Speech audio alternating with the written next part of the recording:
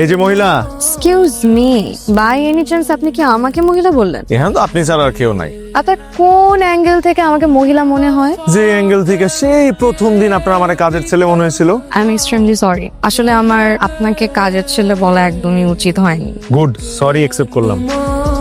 এই আংটিটা আমার ফুপা আমার ফুপুরে দিছিল বিয়ের সময়। ফুপার একমাত্র স্মৃতি বলতে গেলে এই আংটিটাই আমার ফুপুর কাছে ছিল, আমারে দিয়ে দিছে।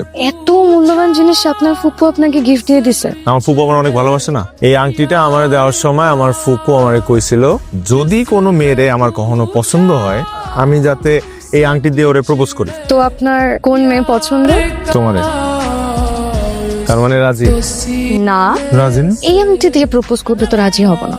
যেই দিন নিজের আর্নিং দিয়ে আংটি কিনে আমাকে প্রপোজ করবেন সেই দিন আমি রাজি হব। তো সমস্যা নাই, আমার কাছে ব্যাকআপ আংটিও আছে, এটা আমার মায়ের। সুন্দর। এবার তো রাজি নাকি?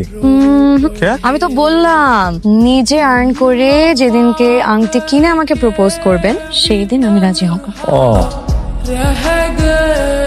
আমার তাহলে কিছুদিন সময় লাগবে। দিলাম সময়।